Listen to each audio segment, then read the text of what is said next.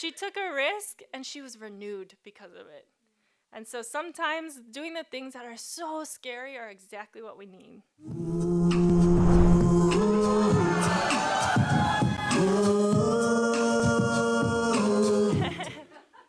You know, when I moved to Sweden, I was like, okay, I'm in the land of tall people. This is great. This is my kind of height, you know?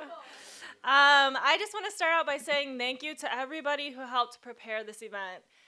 This event we've been preparing for over a month and a half now. So the food, the decorations, the music, the different people who shared, thank you so much. And even the handsome men walking around serving, I'm really grateful for their teamwork. Thank you so much, especially for the women who shared. It takes a lot of courage to be vulnerable and be real about who you are, about your life with other people. Some people can definitely judge you for what you say, and so I'm grateful for this environment where we really support one another. Thank you for Michelle hosting us, your voice throughout this event. Yeah, like she said, my name is Ashley. I'm 34. I have two little boys, 5 and 3, Oliver and Everett. So I spend a lot of my time doing ministry and running around after them. I'm really just humbled to stand before you guys. I know that all of us come from different backgrounds, different nationalities, different stories, different upbringings, different ages, different places in your life. I'm really grateful to be here and just be able to have your guys' support. When I think about Renew, I think of, this might date me a little bit, but renovation shows. I think about secondhand shopping, making things new to me. Weight loss transformations. I think of taking a nice warm shower. I think of having a clean house, you know, just renewed household. I love stories of drastic change, the underdog, because it really gives stories of hope. It shows us that anybody can change something in their life in a drastic way. So I want to talk about 2 areas today about being renewed, and that's having renewed peace and renewed perspective.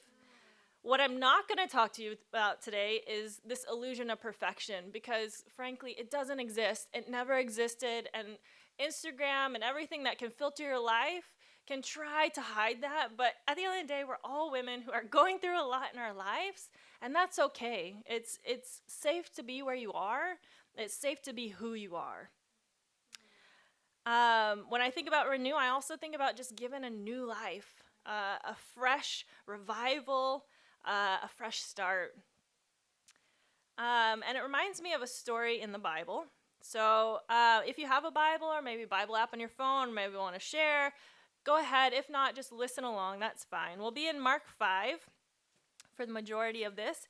And in verse 25 to 34, I'm going to be picking up about Jesus is going through the crowd, and he was asked to help a young boy, but on his way, he was stopped. And so that's where we're going to pick up. In verse 24, it says, "A large crowd followed and pressed around him, and a woman who was there who had been subject to bleeding for 12 years. She had suffered a great deal under the care of many doctors and spent all she had. Yet instead of getting better, she grew worse. When she heard about Jesus, she came up behind him in the crowd and touched his cloak because she thought, 'If I just touch his clothes, I will be healed.' Immediately, her bleeding stopped, and she felt in her body that she was freed from her suffering. At once, Jesus realized that the power had gone out from him. He turned around in the crowd and said, 'Who touched my clothes?' 'You see the people crowding around against you,' his disciples answered, 'and yet you can ask, who touched me?'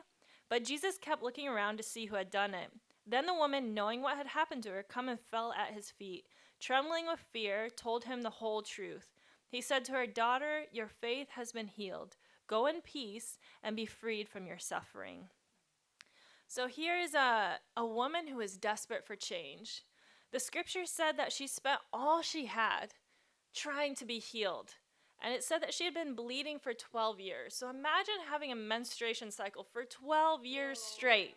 No stopping, just keep going. And to be frank, they didn't have the sanitary objects that we have in our modern day times. In Jewish culture, women who were bleeding were also considered unclean. They were asked to stay outside the camp, outside the community until they were clean. So she was most likely very lonely, very insecure, very undesirable to other people.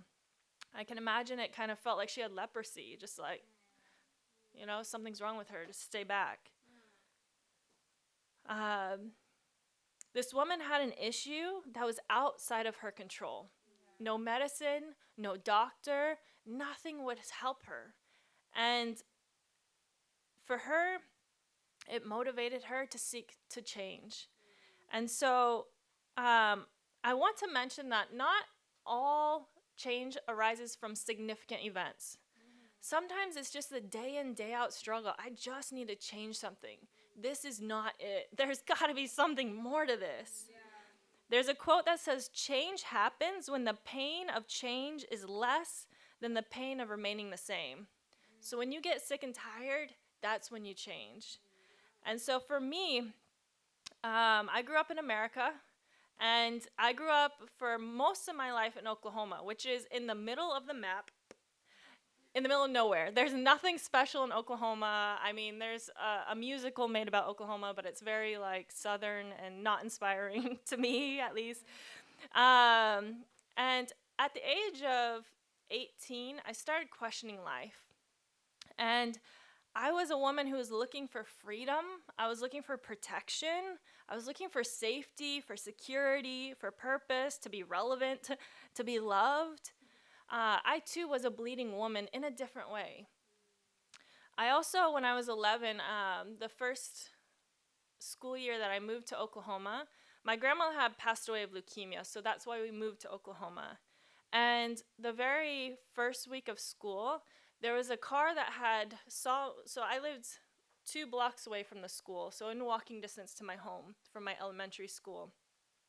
And when I was walking home, I saw this purple car pass me, and I was walking with twins, some friends of mine, and at one point I split off because their home was first, and I went on by myself.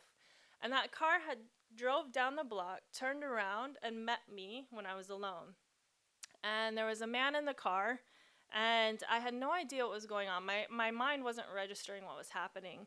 But this man was very perverted, and he exposed himself to me and was asking very inappropriate questions. And you all have seen scary stories, right? You're like, okay, like, what would I do if something happened to me? And literally, I couldn't scream. I was frozen. I was frozen in shock of, like, what do I do? Like, once it clicked that he's doing something inappropriate and you're in danger. And I was like, I don't know what to do. So I froze, and I just thought, okay, Ashley, run home. And my house was about 5 or 6 houses down the street on the left. So I ran home, ran into my backyard, freaked out, got home, and I managed to get a hold of my family to tell them what happened. Nobody was home. I literally had to like break through this broken window that we had in our house because my door was locked. I was just so scared. And from that time on, for at least a year, I would not go anywhere alone by myself.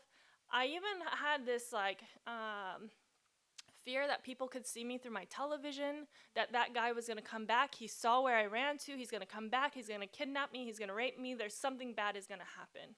And so at a very young age, 11, I really understood that life is fragile, that anything could happen to me at any moment. And for me, I went into this fearful bubble of life of, okay, let me just protect myself.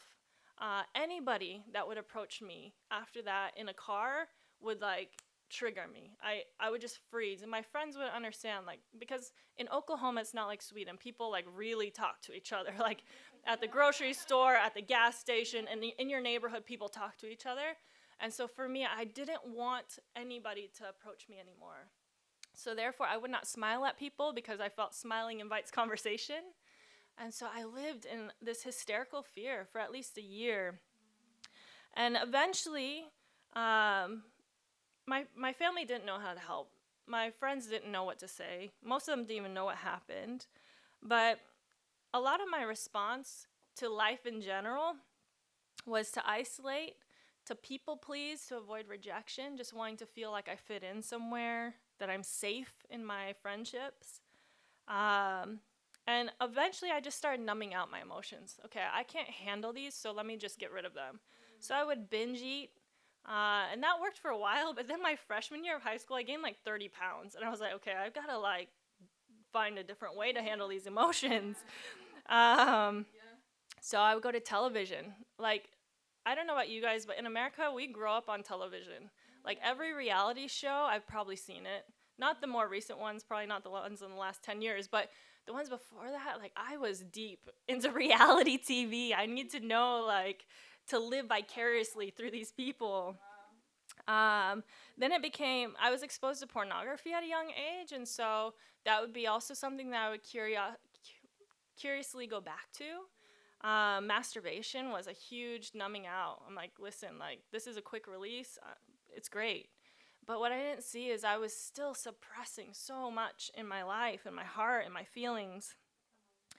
And I sought to be a good person. So I had an older sister who had bipolar disorder, and she caused a lot of, for lack of a better word, drama in our house. And it's not because of her mental disorder. A lot of it went undiagnosed for a while. But for me, I thought, I can't be a burden to my family. So let me just be the good kid. Let me be the quiet girl who just does what she's supposed to do so that it can just create peace in our household. But what that led to a lot of hypocrisy, because on the outside I looked good, but internally and behind closed doors, I was not good. I was lying, I was cheating, I was stealing. My family didn't have a lot of money, so I used my good girl looking face to get away with stuff.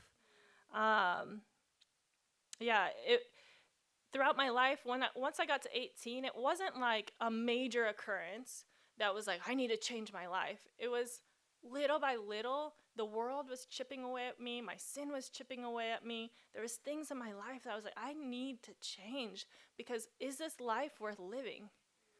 Okay, so I go to university. I get a degree. Then I'm going to graduate. I still have all these issues. So then I'm going to try to get into a relationship. That's probably not going to work because I'm not going to trust the guy. I've been cheated on in relationships, so I don't trust any like guys to actually be faithful. Okay, so if I'm not going to get married, then I can go to sperm banks and have my own kids. Like, I just started creating my own world and thinking, how can I keep myself safe in my own world? But the reality check is you can't. You cannot control your life. You cannot control what happens to you, what doesn't happen to you. You can do the best possible, but you can't control. And so, like this woman, I don't think it's really in my heart to want to relate to her. But at the end of the day, I am her. Like, I am the bleeding woman who, no doctors, no money, no amount of protection that I create myself is gonna heal me. I needed something more. I needed one touch of Jesus' cloak to be healed. And so when I went to uni in Arizona, I joined a track team. And for those of you who know me, I'm not a runner. Like, I can jog, but I'm not a runner competitively. I did swimming and cheerleading in high school.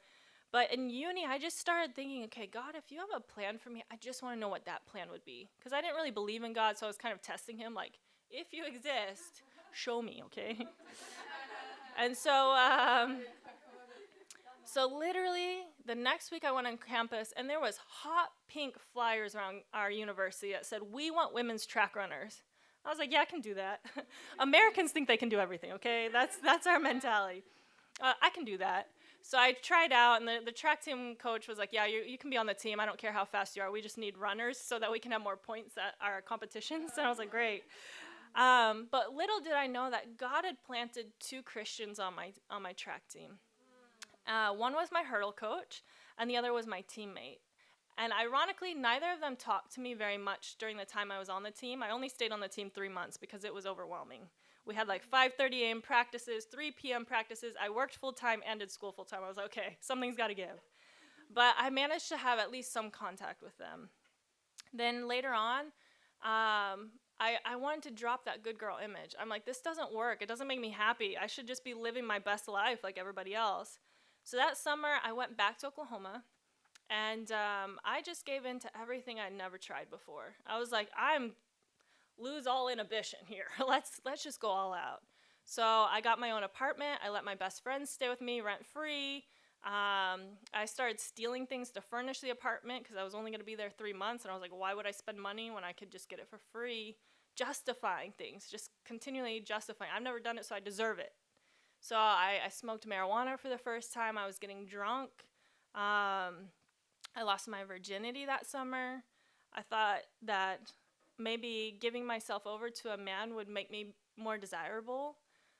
Just trying to feel pursued and loved. I got a tattoo that summer. I'm trying to think, guys. I just went all out. And at the end of that summer, I thought, I don't feel any better.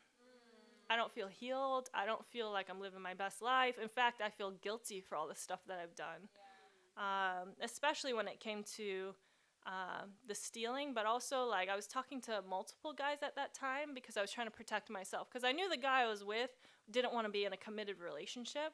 So I was like, okay, well, then I'll treat you like an option. So it was kind of like this competition. And that's not how relationships are supposed to be. Relationships are supposed to be, let me help you, you help me, we're in it together. And here I was settling for this like competitive, who can cheat on who and who cares less, it was just bad. Anyways, when I came back for school, I was like, I gotta do school. This is the one thing that I can control right now, school. And that very first week, the Christian that was on my track team, ironically, he had transferred away from that university and transferred back. And so the fact that he was there was a miracle. And I ran into him every single day that week. And I was like, I mean, we were acquaintances, but we weren't like cool. So like, hi, you know. By like Thursday of that week, he invited me to church. I was like, yeah, I'll come. I slept through church that week. I didn't go. And then the next week, he was smart. He asked me for a ride to church. And I was like, yeah, I could give you a ride, sure. So then I definitely went to church the next week. And it was from there that I started studying the Bible. And I had never, ever really read the Bible. I thought it was rules. I didn't know what it contained. And when I started studying the Bible, God started revealing those deep things that were in my heart. The fear, the why am I here, what's life worth living, those questions I had asked from the time I was young started being answered. And my life started transforming. I was no longer living to please people. Now I'm like, okay, I got to be like Jesus. I got to be willing to stand up for what's right. Just being willing to be hated because that was scary. My family didn't really approve that I became a Christian. Like, they weren't against it. They want me to be happy. But you can tell when somebody doesn't really support you. And so I thought, wow, this is hard. Like, man, I'm sacrificing a lot of relationships. But anyways, for me, it took just one touch of the Bible, one Bible study changed my life. Doing Seeking God and realizing, wow, God has a plan for me, started answering my prayer that I had asked when I was back in high school. And so going back to this bleeding woman, it says that in verse 33, it said, she was trembling with fear and told him the whole truth. This woman was willing to be vulnerable in front of Jesus, vulnerable in front of the crowd that was around her. And I think that's where God tries to bring us all to, a place of vulnerability. It says, like, God, I don't care if I look foolish. I don't care. I just need you. Whether it was her physical pain or her emotional pain, this woman was ready to change. And Jesus saw that. She put herself out there. She put herself in this extremely vulnerable position at his feet. Nobody likes stinky feet, you know? But she put herself there, and she made the decision to say, so what? So what that the culture says I'm weird? So what that people think that I'm crazy? So what that this isn't normal? She said, I tried everything else, so what do I got to lose? You know, like, I'm here. Sometimes we got to hit rock bottom and say, what else is there to lose? I ain't got anything left. But, so when's the last time you took a risk? When's the last time you really did something that went outside of your comfort zone? Maybe being here today is outside of your comfort zone. That's great. She took a risk, and she was renewed because of it. And so sometimes doing the things that are so scary are exactly what we need. She also found renew in silencing the negativity in her own mind. I think that's where most of us women can camp out. I'm not good enough. This is stupid. It's never going to work. People are going to think this about me. But she could find peace. As soon as she touched Jesus, she was like, I don't care about what people think anymore. And so that's where we really have to find renewed peace by what does the Bible say? What does Jesus say about me? Because everybody else is fickle. Everybody else changes. They grow old, and they do their own thing. But Jesus is the same. She found peace from her discomfort and was renewed. Do you need that healing touch today? Great. Welcome to the crowd. We all do. And renewed doesn't mean that life is just happily ever after. They say that as a Christian, this is the only hell you'll ever live, is going through the different trials day in and day out here on earth. For me, I became a Christian when I was 19. Then when I was 22, I started dating this really awesome guy. And I had this whole plan. We are forever. We're going to do great things. And that started coming to fruition. And eventually we got engaged and we got married. And very quickly into my marriage, stuff started falling apart. He started changing. Things weren't the same. There's something going on. And of course, as a woman, you think, is it me? Am I not pretty enough? And am I not good enough? What is it? But it came to light that he wanted to abandon his relationship with God to explore new sexual things, specifically with other men. I decided at that point, if you're not faithful to God, you're not going to be faithful to me. There's no point in continuing this. And so we decided to split after 3 months of marriage. And I could definitely say I felt that sting of rejection. That God, I thought I did everything right. But it wasn't the right one. When you go through a divorce or a miscarriage or a death in the family, you really have to face grief in your life. And you have to really grieve no longer having that relationship. And so for me, I definitely had to go through that grief. But what was incredible as a Christian at that point is that I could go through it with God. So I remember singing in my car on the way to work, "It is well with my soul." God, those are some of my best prayers. I remember being in the car and thinking, God, how sometimes you just hear your inner monologue going, and you're like, you know what? If God is not enough for somebody, I will never be enough for them. And that gave me so much peace to know I don't need to be somebody's God. I don't need to be a 10. I don't need to be perfect, because that's not what keeps people faithful to you. That's not what keeps people in love with you. It's really having that relationship with God on their part and on your part. I definitely went through that heartbreak, but I was grateful because I knew where to go.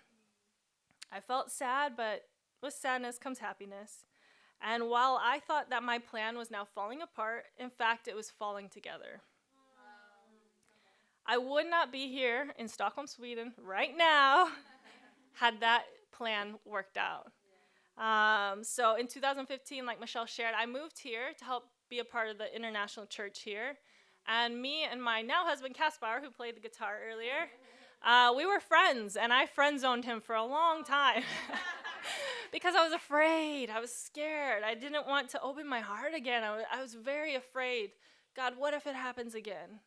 Or there's even worse. What if we get married, he's the love of my life, and then he passes away? Or I pass away. All these hypothetical fears start arising in. Yeah.